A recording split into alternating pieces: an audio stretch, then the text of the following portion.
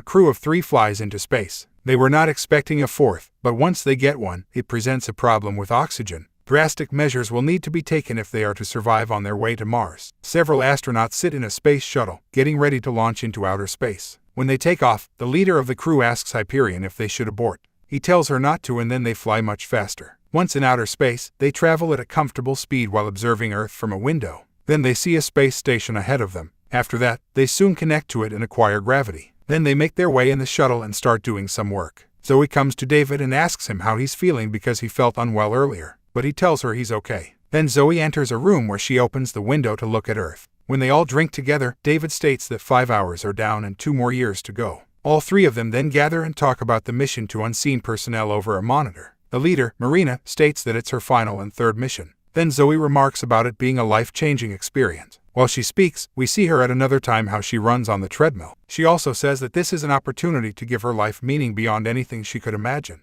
After her, David starts talking. He says that it takes a while to adjust to artificial gravity. Then he says that they are close to being able to call Mars a second home. Later, Marina finds some blood on the floor under the life support. She unlinks the hatch and discovers an unconscious man there. When she brings him down, he falls on her arm and hurts her. She tries to move him off, but cannot. The other 2 then come to her aid. They move him off and then carry him to the infirmary. While Zoe and David tend to the man, Marina observes a small opening in the roof. This prompts her to leave the room and shut the door. After that, she looks at the PSI reading. She later finds and collects the injured man's ID. Shortly after, Marina describes the situation to a man named Jim. Then she asks who is the man they found and whether he is a threat in need of restraining.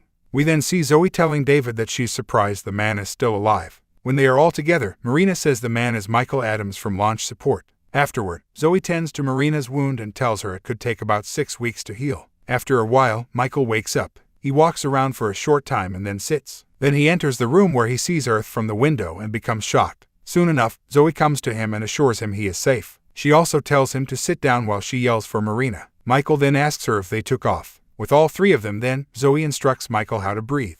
Marina introduces herself to him as the commander. Then she asks him if he works for Hyperion. He answers that he does. He also states to not remember what happened to him and then asks for how long he was out. Marina tells him they took off 12 hours ago, and he starts telling them that he has to get back to his sister, but they tell him he cannot. This causes the man to plead to be returned, understanding that this is a 2-year mission. Marina, however, tells him they don't have enough fuel to return. Later on, the 3 crew members sit and eat. Then Michael presents himself. Zoe and David come to him to help the man sit down. Marina tells him that she spoke to Hyperion about his sister and they will cover every expense for her. Michael then apologizes for how he lost his comm earlier. He also says he could do some work around the ship. Then in bed, Zoe and David discuss what to do with Michael. After their waking, Zoe explains some ship protocols to Michael as they go from room to room. Then she takes him to her favorite room, the one where Earth is seen through the window. He looks at it in awe and Zoe asks what his sister's name is. He tells her it's Ava. Then she asks if it's just the 2 of them and Michael says that it is. Afterward, we see him sleeping in the fitness room.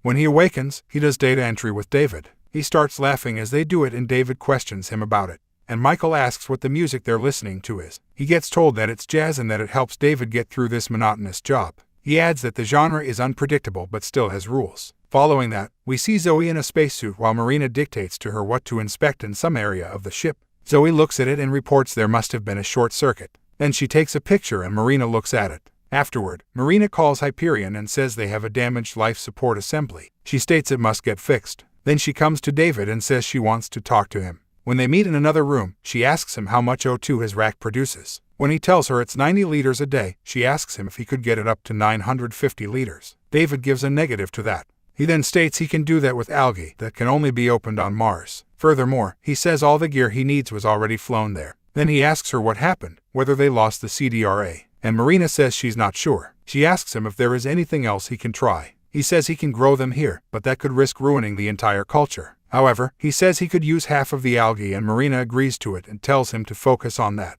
Before he leaves, she tells him that Zoe and Michael don't need to know this yet. We then see Michael and Zoe in spacesuits. They soon get to work in the room that requires them. Meanwhile, David goes to work on what Marina instructed him to do. Zoe then removes a unit and gives it to Michael to place down. She sees outer space as a result of removing it. After that, they leave the room and remove their spacesuits. Zoe notices some blood on Michael's shirt and tends to his wound shortly after. Following that, David and Marina talk about the situation some more. She tells him there is no chance of fixing the CDRA. He tells her he understands before he leaves. David then enters his lab and continues with his work. Later, Michael talks to Ava using his tablet. He tells her about his experience of being on the ship and part of the crew. When David enters the lab again, he notices that an entire rack of containers went from green to light brown. And then Marina talks to Jim about their dire situation. She looks almost defeated. In the next scene, Marina and David inform Zoe of the situation. Marina tells her they only have enough oxygen on the ship for 3 people, thanks to David. She adds that they are forced to let go of Michael. David then tries to propose a solution, but Marina says that will only give them days of oxygen and not months. Zoe then proposes something as well, and Marina states she cannot risk their lives for Michael. She says she will try to talk to him today. And then she says they have about 20 days until the presence of a 4th person becomes a problem.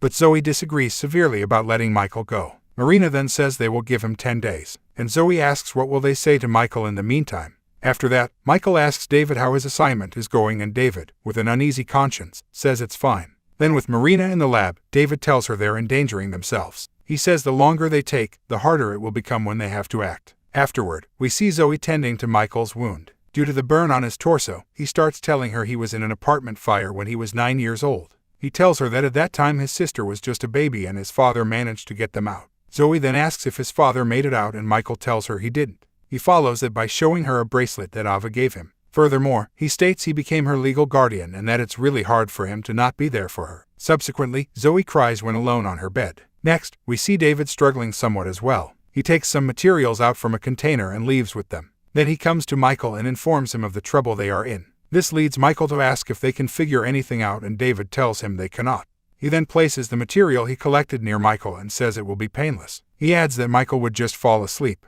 Before leaving, David apologizes to him. After that, we see Michael crying uncontrollably. He looks at his bracelet and then at the injecting device. Quite later, he records another video message to Ava. While he speaks, we see how the other members are devastated. When the man says goodbye to his sister, he does not tell her the horrible news. At some other time, Zoe comes to Michael and notices the lethal device near him. She sits close to him and tells him he doesn't have to do this. Then she tells him a story about how she was trying to save a drowning man. She says that as she was holding on to him, eventually someone else came and pulled both of them out. Michael asks her how she knew someone was coming, and Zoe answers that she didn't. She adds that they got time and that she's not giving up on him. Michael then gives her the device. Following that, Zoe comes to David and asks him with some attitude about what he did, and he tries telling her with a similar attitude that he's trying to save them. He then says that Michael lost his life the moment they took off. Furthermore, he states that he gave up his work to try and save him, and then he questions what she did. The next scene has Zoe teaching Michael how to climb by using certain equipment, but then he falls. Zoe then comes to Marina and David in the lab. She tells them that climbing the tether puts them at risk, but she believes they should be doing that. She then asks David if he could help her because Michael can't climb it.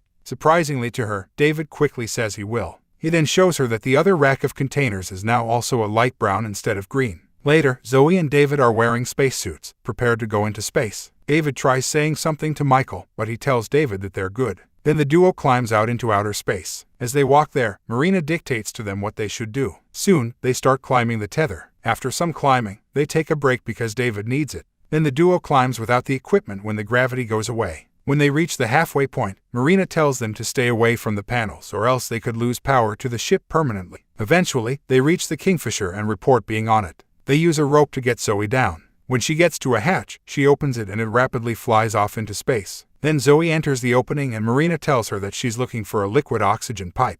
Zoe soon finds it and places a pressure gauge on it. Then she starts checking the amount of oxygen. When it reaches 250, she says they have enough for 1 cylinder. And when it reaches 500, Zoe says they have enough oxygen for everyone. Marina is then relieved and Michael cheers. David lowers a cylinder and Zoe takes it to start filling it. When she fills it, David collects the cylinder and sends down the second one. As Zoe starts filling the second one, an alarm goes off. Marina informs them they are getting a solar storm warning. She follows it by telling them to abort and that they have about 20 minutes left. David then tells Zoe they have to go, but she hesitates for Michael's sake. But Marina tells her the radiation will be deadly and they should head back now. This prompts Zoe to climb out. The duo then attaches the cylinder to themselves and climbs the tether. When Zoe passes the solar panel, she starts sliding down fast and cannot fasten herself. So she falls onto the ship and the cylinder flies into space. David soon comes to her and she tells him what happened. The 4 of them then sit inside the ship distraught. Then David says there is still another cylinder there, and if they can collect it, then 3 of them can survive. Marina states that the storm is going to last for hours. Then Michael says he can go out there, but Marina says he does not have the training.